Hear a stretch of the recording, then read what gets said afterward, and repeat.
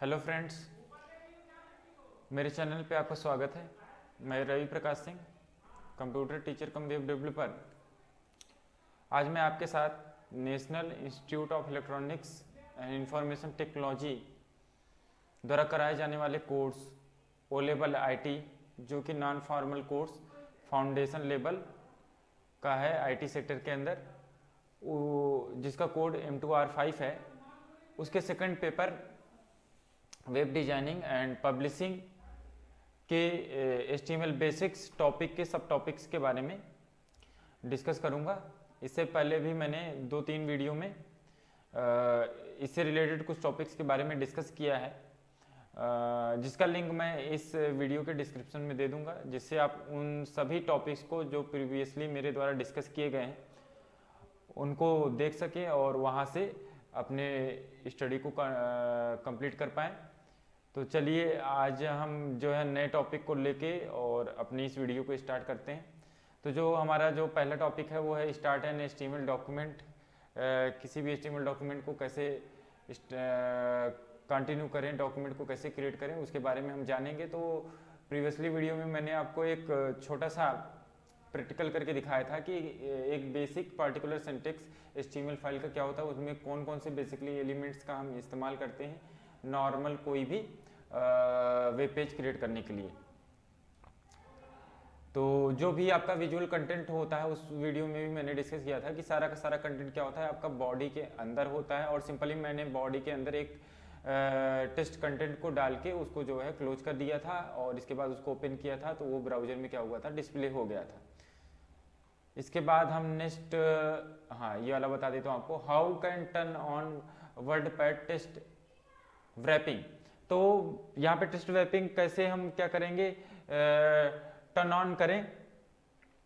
आपका वर्डपैड के अंदर यानी वर्डपैड एप्लीकेशन का इस्तेमाल अगर आप HTML प्रोग्राम को बनाने के लिए कर रहे हैं तो उसमें आपको प्रॉब्लम क्या आती है, it can be annoying when the HTML code in the WordPad scroll the right side।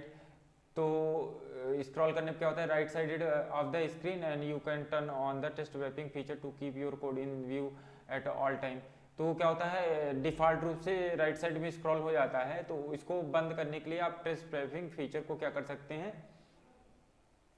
On कर सकते हैं। तो in the WordPad click view, आपको क्लिक व्यू पे क्लिक करना है, इसके बाद क्लिक ऑप्शन पे जाना है, इसके बाद क्या करना है, तीसरे नंबर पे आपको टेस्ट पे क्लिक करना है, चौथा number text wrap to window पे क्लिक कर देना है, यानी ये रेडियो बटन इसको आपको चूज करना है और इसके बाद क्या कर देना है, ओके कर देना है, जिससे आपका क्या हो जाएगा, वर्डपैड एक्टिवेटेड टेस्ट रैपिंग। तो वो क्या कर देगा, टेस्ट रैपिंग को एक्टिवेटेड कर देगा। तो चलिए इसको प्रैक्टिकल करके देखते हैं हम। WORD वर्डपैड PAD, ये आपका हो गया, ओपन कर लिया हमने। ओपन करने के बाद फॉलो करेंगे जो भी इंस्ट्रक्शंस है। पहला इंस्ट्रक्शन है कि हमें व्यू ऑप्शन में जाना है, तो व्यू पे जाएंगे। दूसरा काम क्या करना है, ऑप्शन पे जाना है। तो यहाँ पे हम क्या करेंगे, देखेंगे ऑप्शन कहाँ पे है। तो ये दूसरा नंबर ऑप्शन आपको यहाँ से मिल रहा है, और अच्छा ये मेरा लेटेस्ट वर्जन है। तो ये देखिए ये है टेस्ट रैपिंग।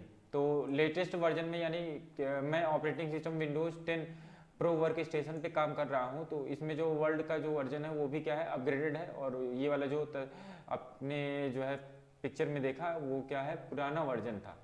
तो नए वर्जन में क्या होगा, जैसे आप यू टैब पे क्लिक करेंगे तो आपको यहाँ पे ये वर्ल्ड ब्रैप का ऑप्शन मिल जाएगा। यहाँ पे कैस्केडिंग मेन्यू पे क्लिक करिए और इसके बाद क्या करना है आपको, व्रैप टू विंडो, देखिए यहाँ पे रेडियो बटन सेलेक्ट करना था, बट यहाँ पे आप चेक कर देंगे तो इससे ही काम हो जाएगा। हमने ये देखिए चेक कर दिया और क्या हो गया, आपका व्रैप टू विंडो वाला ऑप्शन क्या हो गया, एक्टिवेटेड हो गया। अब इसमें आप क्या कर सकते हैं, HTML की कोडिंग कर सकते हैं। और देखिए यहाँ पे अब आपको कोई प्रॉब्लम नहीं होगी HTML की कोडिंग करने में। जो राइट साइडेड था वो प्रॉब्लम क्या हो गया, सॉल्व आउट हो गया है। तो यहाँ पे इसी एप्लीकेशन का यूज करके आज मैं आपको जो है HTML की कोडिंग करके दिखा देता हूँ सिंपली। और इसके पहले मैंने नोटपैड ++ का इस्तेमाल किया था। तो doc टाइप HTML, इससे हम बताते हैं कि हम कौन सा वर्जन यूज करने जा रहे हैं, HTML 5 वर्जन का हम इस्तेमाल कर रहे हैं। इसके बाद क्या होता है, आपका रूट टैग होता है। रूट टैग कौन सा होता है, HTML, इसको ओपन करेंगे। इसके बाद हम हेड को ओपन करेंगे, HEAD हेड, हेड के बाद टाइटल आता है आपका TITLE टाइटल, टाइटल को क्लोज किया। और इसके बाद जो भी टाइटल आप डॉक्यूमेंट का डिक्लेयर करना चाहे करिए, और इस डिक्लेयर करने के बाद टाइटल को क्लोज कर दीजिए। TITLE टाइटल को हमने क्लोज कर दिया। टाइटल किस लिए यूज होता है? टाइटल जो आपका वेबसाइट होता है, वेबसाइट जिस भी चीज़ से रिलेटेड है, जिस भी टॉपिक से रिलेटेड है, या जिस गोल को पूरा करने के लिए आपने वेबसाइट बनाई है, वो आपका टाइटल हो सकता है। और क्योंकि हर वेब पेज का क्या होता है, अपना एक डॉक्यूमेंटेशन होता है, उसमें संबंधित किसी हेडिंग संबंधित इन्फॉर्मेशन आप वहाँ पे डिस्क्राइब करते हैं। तो जो भी इन्फॉर्मेशन आप दे रहे हैं, जो भी मेन टाइटल है आपका, वो एज ए टाइटल आपको इसके अंदर डिस्क्राइब करना है, इस एलिमेंट के अंदर रखना है उन सारी चीज़ों को। तो ये जो इन्फॉर्मेशन है वो क्या होगी, सर्च इंजन ऑप्टिमाइजेशन में आपकी वेबसाइट की रैंकिंग को बेटर करने के लिए यूज में आएगी। और साथ ही ये जो इन्फॉर्मेशन है, जब आप इस वेब पेज को ब्राउजर में ओपन करते हैं तो क्या होता है, ये आपका टैब पे दिखाई देता है। यानी जब भी ये वेबसाइट कोई यूजर एक्सेस करेगा तो उसके टैब पर क्या होगा, आपकी ये इन्फॉर्मेशन, टाइटल वाली इन्फॉर्मेशन दिखेगी। तो टाइटल का ये यूज है, मैंने आपको बता दिया है। इसके बाद जब टाइटल क्लोज करेंगे, इसके बाद हम क्या करेंगे, हेड को भी क्लोज कर देंगे, क्योंकि हेड के एनदर कोई एलिमेंट्स का अब हम इस्तेमाल यहाँ पे नहीं करने वाले हैं। तो TITLE टाइटल हमने क्या कर दिया, अच्छा टाइटल तो हो गया, हेड को क्लोज करना है, HEAD हेड को क्लोज किया। और इसके बाद हम क्या करते हैं, हेड को ओपन करते हैं, इसके बाद हेड को क्लोज कर देते हैं। इसके बाद हम बॉडी को ओपन करते हैं। बॉडी, ये दोनों क्या होते हैं, आपस में सेपरेट होते हैं, एक दूसरे को कंटेन नहीं करते हैं। हेड वाला अपना अलग होता है, इसको ओपन करना है, क्लोज करना है, इसके बाद ही आपका बॉडी चालू होता है। तो बॉडी ओपन करना है, और फिर बॉडी के अंदर अपने इसके एलिमेंट्स होंगे, और इसके बाद बॉडी को भी क्या करना है, क्लोज करना है। तो ये आपका एक प्रॉपर सिंटेक्स है किसी भी नॉर्मल एक प्रोग्राम बनाने के लिए। तो मैं क्या करता हूँ, इसको हेलो वर्ल्ड वाला प्रोग्राम बना के दिखा देता हूँ आपको, इसमें फाइल बना के दिखाता हूँ। तो यह टाइटल क्या हो जाएगा आपका, BACIS basic, BASIC basic, basic HTML web page, PAGE, basic HTML web page create कर रहे हैं। तो ये मैंने कर दिया यहाँ पे। और इसके बाद बॉडी के अंदर क्या डाल देंगे, hello world, HELLO hello world, hello world कर दिया। और इसके बाद इसको सेव करेंगे, फाइल पे जाएंगे, फाइल पे जाने के बाद सेव एज पे क्लिक करेंगे। सेव एज पे क्लिक करने के बाद हम यहाँ पे क्या चूज़ करेंगे, कोई भी फॉर्मेट, HTML फॉर्मेट नहीं दे रहा है, कोई बात नहीं है। यहाँ पे पहले आप नाम लिखिए, तो इसका नाम क्या रखें, first web page, FIRST WEB web page, PAGE, और डॉट, क्योंकि इसमें फॉर्मेट नहीं मिल रहा है तो हम .html लगा देंगे। .html किया, और इसको इसके बाद क्या कर देंगे, हम सेव कर देंगे। डॉक्यूमेंट लोकेशन है, सेव किया, सेव कर दिया हमने। To save in the another format click no. तो you are about to save the document in the test only format which will remove all formatting, are you sure you want to do this, to save in another format click no. तो इसको another format में save करना है हमें, तो no करके गड़बड़ कर दिया, यस करना चाहिए था सर। तो फिर से वेब ही नाम रख देते हैं, web.html, और इसको सेव किया, यस कर दिया, सेव हो गया। और सेव होने के बाद क्योंकि हमने डॉक्यूमेंट में ही सेव किया है, तो वहाँ पे जाके क्या करेंगे, इसको हम ओपन करेंगे। तो पीसी में जाएंगे, पीसी में जाने के बाद डॉक्यूमेंट्स में जाएंगे, डॉक्यूमेंट में जाने के बाद हमने क्या नाम रखा था, वेब, ये देखिए वेब। तो क्या हो गया, HTML फॉर्मेट में ये सेव हो गया। इस पर डबल क्लिक किया, डबल क्लिक करने के बाद ये देखिए हेलो वर्ल्ड आ रहा है। और जो हमारा डिफ़ॉल्ट ब्राउज़र था माइक्रोसॉफ्ट एज, और यही डिफ़ॉल्ट ब्राउज़र आपको क्या होता है, विंडोज़ 10 के जितने भी वर्जन हैं सब में यही डिफ़ॉल्ट ब्राउज़र होता है। बट आप इसको चेंज कर सकते हैं, या किसी ने अदर ब्राउज़र के साथ ओपन करना है तो राइट क्लिक करिए, और राइट क्लिक करने के बाद क्या करना है, ओपन विथ करना है। ओपन विथ करने के बाद आपको क्या करना है, कोई दूसरा ब्राउज़र चूज़ करना है। जैसे मैंने गूगल क्रोम चूज़ कर लिया, हेलो वर्ल्ड लिख के आ रहा है। तो ये क्या है, बेसिक सिंटेक्स है किसी भी HTML फाइल को क्रिएट करने का। नेक्स्ट जो टॉपिक है हम उसको लेंगे और देखेंगे कि आगे कौन कौन से टॉपिक्स हमें डिस्कस करने हैं। तो सेव एन HTML डॉक्यूमेंट, ये मैंने बता दिया किस तरीके से करना है।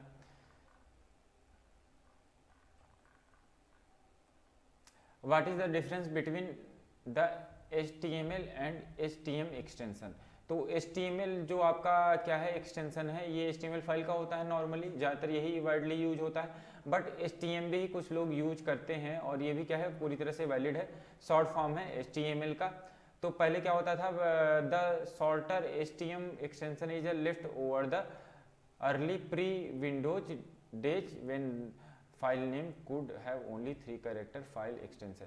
पहले क्या होता था, पहले कंप्यूटर में 3 कैरेक्टर फाइल एक्सटेंशन का ही इस्तेमाल किया जाता था, जैसे आपका DOC हो गया, XLS हो गया। तो इस तरह के क्या होंगे, वर्ड प्रोसेसिंग सॉफ्टवेयर्स या स्प्रेडशीट सॉफ्टवेयर्स के भी जो आपके एक्सटेंशन आते थे वो 3 कैरेक्टर्स के ही होते थे। लेकिन अब क्या हो गया, वो लिमिटेशन खत्म हो गई है, अब जो आपके एक्सटेंशन होते हैं वो 4 कैरेक्टर के भी हो सकते हैं।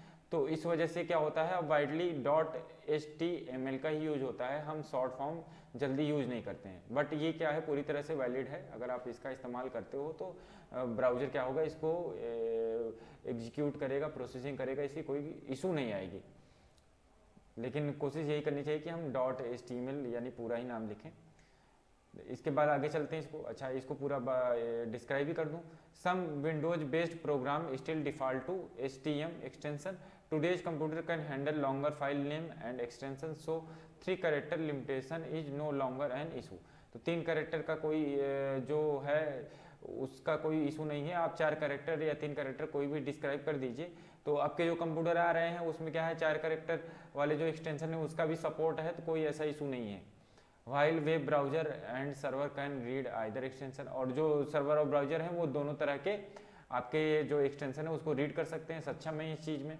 You probably want to OPT for the HTML because it move universally use to.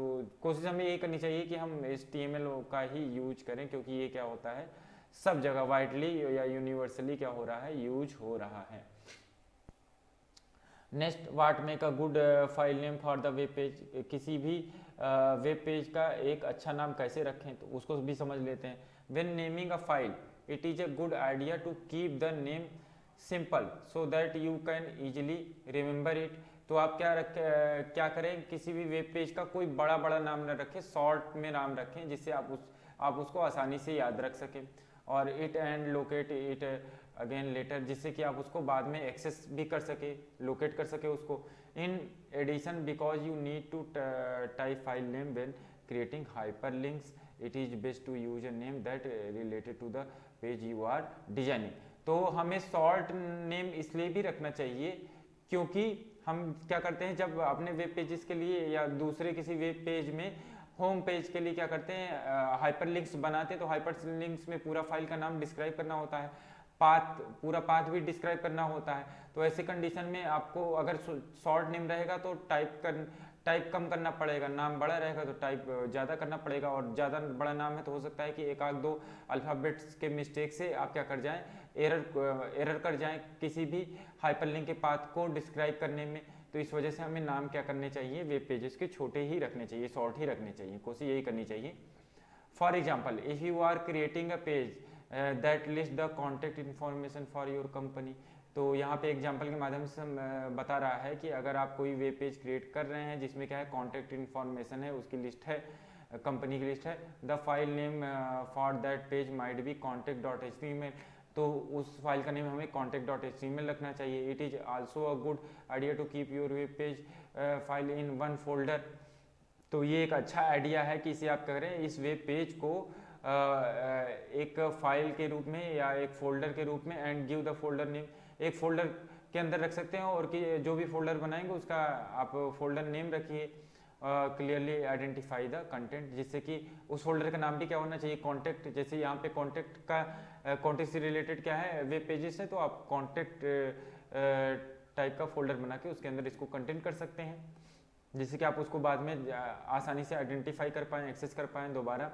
और इसके बाद such as many web page, और सभी वेब पेजेस के साथ जो है आप ऐसे ही आपको ऐसे ही डील करना है, यानी फाइल फोल्डर को ऑर्गेनाइज करने के लिए वेब डायरेक्टरी को ऑर्गेनाइज करना और फाइल्स के नाम सॉर्ट रखना, ये हमारे लिए क्या है, जरूरी है। नेक्स्ट है आपका व्यू एन HTML पेज। किसी भी HTML पेज को देखेंगे कैसे, तो देखने का तरीका भी मैंने प्रीवियसली वीडियो में शेयर किया हुआ था। तो कोडिंग अगर आपको देखनी है तो सिंपल तरीका क्या है कि जैसे आप इसको ब्राउजर में ओपन कर रहे हैं, जिससे कि ये विजुअल फॉर्म में आपका जो कंटेंट है दिखाए, यानी HTML फाइल की क्या होती है, प्रोसेसिंग होकर वो विजुअल फॉर्म में उसको कन्वर्ट करके आपको दिखाता है। बट आप उसकी कोडिंग देखना चाहते हैं, राइट क्लिक करिए और किसी प्लेन टेक्स्ट एडिटर के साथ ओपन करिए, या फिर क्या कर सकते हैं आप किसी IDE वगैरह का भी इस्तेमाल कर सकते हैं। तो मैं यहाँ पे प्लेन टेक्स्ट एडिटर यानी Notepad++ का इस्तेमाल करके दिखा देता हूँ आपको। ये देखिए ये कोड खुल गया आपका Notepad++ के अंदर। इसके अलावा मैं इसको प्लेन टेक्स्ट एडिटर जो कि डिफ़ॉल्ट रूप से एक ऑपरेटिंग सिस्टम यानी विंडोज ऑपरेटिंग सिस्टम के साथ आपको मिलता है, ओनली नोटपैड, तो उसके साथ भी ये देखिए ये आपका नोटपैड हो गया सिंपली प्लेन टेक्स्ट एडिटर। इसके अलावा और भी IDE हैं, उससे भी ओपन करके दिखा देता हूँ। Open with IDE adobe dream weaver 2021, तो ये सबसे नया वर्जन है इस IDE का, और इसे भी ओपन करके आपको दिखा देता हूँ। तो ये देखिए ये ओपन हो रहा है। ओपन होने के बाद ओपन हो रहा है,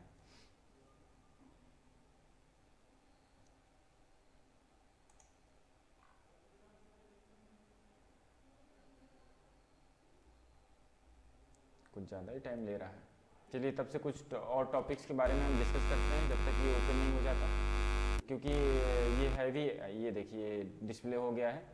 तो इस तरीके से हम क्या कर सकते हैं, एडोब ड्रीमवीवर में भी इसको ओपन कर सकते हैं। और इसमें जो IDE होती है, इंटीग्रेटेड डेवलपमेंट एनवायरनमेंट्स आते हैं, और इस प्रोग्राम को जो है what you see is what you get program भी बोला जाता है। तो इस तरह के प्रोग्राम आप वेब डिजाइनिंग के लिए इस्तेमाल कर सकते हैं। इनके कुछ खास फीचर ये होते हैं कि इसमें आप कोडिंग के द्वारा तो वेब डिजाइनिंग कर ही सकते हैं, साथ में ड्रैग ड्रॉप करके भी वेब डिजाइनिंग कर सकते हैं, और इसके बारे में डीप में डिस्कस करूँगा। व्हाट यू गेट प्रोग्राम्स की जो वीडियो जाएगी उसके अंदर। तो हम नेक्स्ट अपने टॉपिक्स पे चलते हैं, HTML बेसिक्स पे। तो अगला जो हमारा टॉपिक है वो है does it matter what browser I use to view the page I am building. हाँ, ये बता देता हूँ आपको कि क्या इससे कोई फ़र्क पड़ता है कि हम किस तरह के ब्राउज़र या किस कंपनी का ब्राउज़र इस्तेमाल कर रहे हैं। तो all popular web browser are set up to view HTML pages that you have save on your computer, also known as the offline pages. You may need to follow a slightly different set of steps to open an offline HTML document in a browser other than Internet Explorer such as Mozilla Firefox. Be sure to consult your browser documentation for more information. तो यहाँ पे क्या कह रहा है कि आप सभी तरह के पॉपुलर जो ब्राउजर्स हैं उनका इस्तेमाल या उसका इस्तेमाल आप HTML फाइल्स को एग्जीक्यूट करने के लिए या उसको रन कराने के लिए कर सकते हैं। अगर आपका जो HTML फाइल है ऑफलाइन ही कंप्यूटर के अंदर सेव है तो पे भी आप क्या कर सकते हैं, इन सारे ही ब्राउजर को जो है ओपन करके, सारे ही ब्राउजर के साथ ओपन करके अपनी फाइल HTML फाइल को व्यू कर सकते हैं विजुअल फॉर्म में। और जो भी फाइल क्या होती है पीसी के अंदर सेव होती है उसको ऑफलाइन पेजेस बोला जाता है। अगर कोई वेब पेज है ऑफलाइन आपने सेव कर लिया है तो वो ऑफलाइन पेज बोला जाएगा। You may need to follow a slightly different set of steps to open a offline HTML document। और किसी भी ऑफलाइन HTML डॉक्यूमेंट को ओपन करने का तरीका क्या होता है, स्टेप्स क्या होता है, डिफरेंट होता है। यानी हमें जहाँ पे हमने उसको सेव कर रखा है उस लोकेशन पीसी को उस लोकेशन में जाना होगा, और इसके बाद फिर डिफ़ॉल्ट एप्लीकेशन या डिफ़ॉल्ट जो ब्राउजर है उसे ओपन कर सकते हैं, या डिफरेंट ब्राउजर के साथ भी ओपन कर सकते हैं, जिसका मैंने प्रैक्टिकल करके आपको दिखा दिया है। और इंटरनेट एक्सप्लोरर के अलावा बहुत से ब्राउजर हैं जिनका आप इस्तेमाल कर सकते हैं। What happen if I cannot view my page? तो इसको भी बता देता हूँ। If you do not see any content on your page, जब आप कोई भी कंटेंट अपने ब्राउजर पे नहीं देख पा रहे हो, नहीं डिस्प्ले हो रहा है, तो you need to double check your HTML code. तो आपको अपने HTML कोड को चेक करना चाहिए। हो सकता है कि उसमें कुछ प्रॉब्लम हो।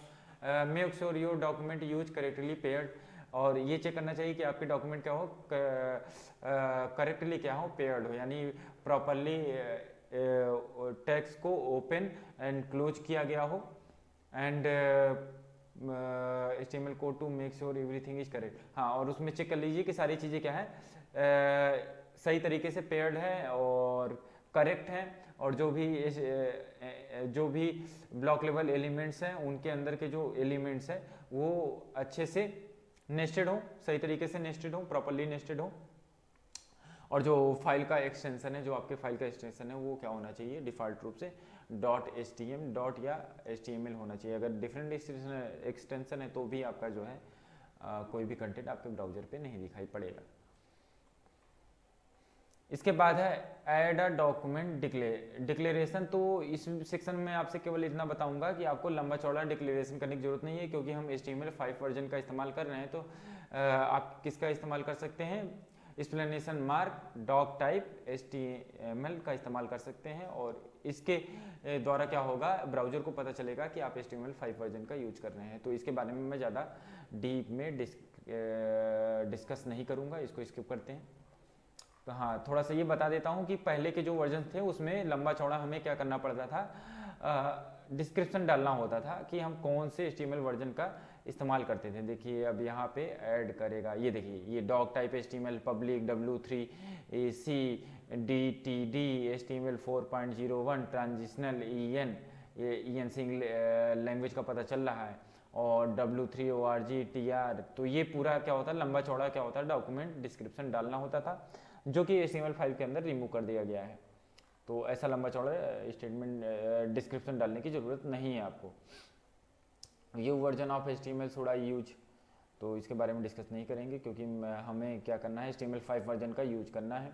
ऐड मेटा डेटा, हाँ इसके बारे में मैं आपसे ज़रूर डिस्कस करूँगा। This is the important. Meta data क्या होता है, इसके बारे में आपको पता चल जाए। तो you can add meta data to your page to include extra descriptive information that does not appear in the browser window. Metadata can be include a page description, author and copyright information, keywords and more. What you insert in metadata tag can help search engine categorize your page. इसको मैं describe कर देता हूँ। तो जो आपका metadata है ये क्या है, जो आपका हेड सेक्शन होता है, हेड सेक्शन के अंदर इस मेटा का इस्तेमाल, मेटा एलिमेंट का इस्तेमाल किया जाता है मेटा इन्फॉर्मेशन को कंटेन करने के लिए। और ये जो मेटा इन्फॉर्मेशन होती है, ये meta information search engine optimisation के लिए बहुत इंपॉर्टेंट रोल प्ले करती है। यानी किसी सर्च इंजन के द्वारा आपकी वेबसाइट की रैंकिंग अच्छी आए, इसमें बहुत बड़ा योगदान होता है इस मेटा डेटा का। तो इसमें किस तरह की इंफॉर्मेशन दी जाती है, इसमें आपकी इंफॉर्मेशन होती है आपकी वेबसाइट से रिलेटेड, जैसे कि आपकी वेबसाइट का गोल क्या है, आपकी वेबसाइट किस टॉपिक से रिलेटेड है, किस फील्ड से रिलेटेड है, इस तरह की इंफॉर्मेशन मेटा में होती है। किसने कौन ऑथर है, कॉपीराइट इंफॉर्मेशन क्या क्या है, ये सारी इंफॉर्मेशन क्या होती है, मेटा आपका कंटेन करता है। और इससे फ़ायदा क्या है, इससे फ़ायदा आपका वही SEO सर्च इंजन ऑप्टिमाइजेशन में आपको फ़ायदा मिलता है। यानी सीधी भाषा में, सिंपल भाषा में मैं आपको समझाता हूँ कि डिजिटल मार्केटिंग करने में आपको इससे बहुत बड़ी मदद मिलेगी। यानी आपकी वेबसाइट ज़्यादातर लोगों तक पहुँचे, इसमें क्या होगा, मेटा का बहुत बड़ा रोल होता है। तो और ये SEO वगैरह क्या है, सर्च इंजन का क्या मैकेनिज्म है, मैंने कई वीडियो में डिस्कस किया है इसके बारे में, और आगे भी डिस्कस करता रहूँगा। तो अभी क्योंकि हमारा ये मेन टॉपिक नहीं है, तो इसके बारे में ज़्यादा हम चर्चा नहीं करेंगे, आगे बढ़ते हैं। You define Meta data in the document header using the Meta tag. तो इसमें मेटा टैग का इस्तेमाल करते हैं हम। तो ये रहा आपका मेटा टैग, और यहाँ पे देखिए नेम है, नेम इक्वल टू क्या करेंगे, ऑथर। तो यहाँ पे ऑथर के बारे में हमें बताना है, तो ऑथर ले लिया हमने, नेम के अंदर ऑथर वाली वैल्यू को कंटेन करा है। इसके बाद और नेम यहाँ पे क्या है, एट्रीब्यूट है, और इसके बारे में मैंने प्रीवियसली वीडियो में डिस्कस किया है कि एट्रीब्यूट का क्या काम होता है। इसके अलावा कंटेंट भी क्या है, यहाँ पे ये जो कंटेंट है ये भी एट्रीब्यूट है, और जो क्या कर रहा है, कुछ वैल्यू को कंटेन कर रहा है, यानी वेबसाइट से संबंधित इंफॉर्मेशन को क्या कर रहा है, कंटेन कर रहा है। तो ये देखिए जैसे यहाँ पे दिया हुआ है, मेटा नेम ऑथर हो गया, और कंटेंट क्या हो गया, माय नेम हो गया। जो भी आप नाम देना चाहते हैं, जो ऑथर का नाम है तो वो नाम अपना दे सकते हैं। इसके बाद इंटर कर दीजिए। इसके बाद आपको क्या करना है, मेटा नेम में लिख लेंगे कंटेंट डिस्क्रिप्शन ले लेंगे, मतलब यानी वेबसाइट के बारे में जो भी डिस्क्रिप्शन है उसको डिक्लेयर करेंगे तो कंटेंट में क्या करेंगे, पेज डिस्क्रिप्शन डालेंगे। तो यहाँ पे जो कंटेंट है, कंटेंट के अंदर जो वैल्यू जाएगी पेज डिस्क्रिप्शन, यानी पेज के बारे में बताइए कि वो पेज किस चीज़ से रिलेटेड है, वो सारा डिस्क्रिप्शन आप यहाँ पे डिक्लेयर कर सकते हैं। और इसके बाद क्या करिए आगे बढ़ जाइए। जैसे यहाँ पे प्रोग्राम में दिया है M&LS travel agency specialisation in the adventure and vacations. तो यहाँ पे बता रहा है कि ये जो वेब पेज है वो क्या है, आपका एडवेंचर वेकेशन से संबंधित जो ट्रैवल एजेंसी है उससे रिलेटेड है। तो इस तरीके से आप क्या कर सकते हैं, मेटा का इस्तेमाल कर सकते हैं। स्पेसिफाई कीवर्ड स्पेसिफाई करना है तो इसके लिए क्या करेंगे आप, मेटा, इसके बाद नेम एट्रीब्यूट का इस्तेमाल करेंगे, इसके बाद कीवर्ड आपको क्या करना है, डिक्लेयर करना है। ये देखिए जैसे मेटा नेम है, यहाँ पे कीवर्ड है, तो यहाँ पे जो भी कीवर्ड है आपका, यानी वेबसाइट में जो स्पेशल कीवर्ड्स हैं जिसके रिगार्डिंग कोई भी कस्टमर आपकी वेबसाइट खोजने के लिए सर्च इंजन का इस्तेमाल कर सकता है। तो ऐसे कीवर्ड आपको क्या करना है, सोचना है और उन कीवर्ड का इस्तेमाल यहाँ पे कर देना है। और इसके बाद कंटेंट में आपका हो जाएगा, जैसे आपका ट्रेवल हो गया, एयरलाइंस हो गया, होटल्स हो गया, जंगल हो गया, वेकेशंस हो गए, हाइकिंग हो गई, वेकेशंस हो गए, ट्रॉपिकल वेकेशंस हो गए। तो यानी इन सारे कीवर्ड को अगर सर्च इंजन के द्वारा खोजा जाएगा तो आपकी ये वेबसाइट लिस्टेड हो जाएगी, क्योंकि आपने इन कीवर्ड्स का इस्तेमाल मेटा डेटा में किया है, मेटा में डिस्क्राइब किया है आपने। तो ये आपको क्या होगा, फ़ायदा होगा। आगे चलते हैं, ऐड कॉपीराइट कैसे ऐड करेंगे हम, तो मेटा लेंगे, इसके बाद नेम लेंगे, नेम में क्या करेंगे, कॉपीराइट लिखेंगे, कॉपीराइट वैल्यू असाइन कर देंगे। और इसके बाद कंटेंट में क्या डालेंगे, 2008, तो 2008 ईयर क्या हो जाएगा आपका, क्या होगा, कॉपीराइट इंफॉर्मेशन पे क्या होगा आपका शो होगा। और जो कि विजुअली वैसे नहीं दिखाई पड़ेगा, ये आपका क्या होगा, SEO के काम में आएगा। और इसके बाद next, how do I add the name of a program I use to design my page to meta data information. तो इसके लिए आप क्या करेंगे, मेटा नेम का इस्तेमाल करेंगे, जनरेटर डालिए और इसके बाद कंटेंट प्रोग्राम नेम, जो भी प्रोग्राम नेम है उसको आप क्या करिए, यहाँ पे डिस्क्राइब कर दीजिए। तो इस तरीके से हम क्या कर सकते हैं, मेटा डेटा इन्फॉर्मेशन में प्रोग्राम को भी बता सकते हैं कि कौन सा प्रोग्राम यूज किया गया है। Who can view my Meta data, the only way user can see your Meta information if they view the HTML code for the page. अगर कोई भी यूजर क्या करता है, आपके HTML कोड को देखता है, तभी आप क्या ये मेटा इन्फॉर्मेशन क्या होता है, वो यूजर एक्सेस कर सकता है। To view the HTML code of any page in your browser window, click view and then source. तो कोड्स को देखने के लिए, HTML कोड्स को देखने के लिए हम क्या मैकेनिज्म अपनाते हैं, इन सारी चीज़ों से रिलेटेड इन्फॉर्मेशन मैंने प्रीवियसली वीडियो में डिस्कस की है। तो आप जो है उस वीडियो में जाके ये इन्फॉर्मेशन ले सकते हैं। तो सिंपली क्या होता है, कोई भी वेब साइट खोलिए, राइट क्लिक करिए, राइट क्लिक करने के बाद व्यू सोर्स पे क्लिक कर दीजिए, तो आपको सारा क्या होगा, सारा कोडिंग दिखने लगेगा। और वहाँ पे क्या होगा, this open a text editor and window display the HTML use create the web page, any meta data assign to document appear at the top inside. तो ये जो मेटा डेटा है ये आपको हेड सेक्शन के अंदर देखने को मिलेगा। तो आप देखिए कि हेड वाला सेक्शन कहाँ है और उसके अंदर जाके देखिए कि मेटा डिस्क्रिप्शन दिया है कि नहीं, तो वहाँ पे मेटा संबंधी इन्फॉर्मेशन आप एक्सेस कर सकते हैं। नेक्स्ट चैप्टर है एडिंग टेक्स्ट। तो इस वीडियो में आज के लिए बस इतना ही दोस्तों। नेक्स्ट टाइम मैं कुछ HTML बेसिक्स से रिलेटेड सब टॉपिक्स के बारे में डिस्कस करूँगा। तो बाय दोस्तों, धन्यवाद।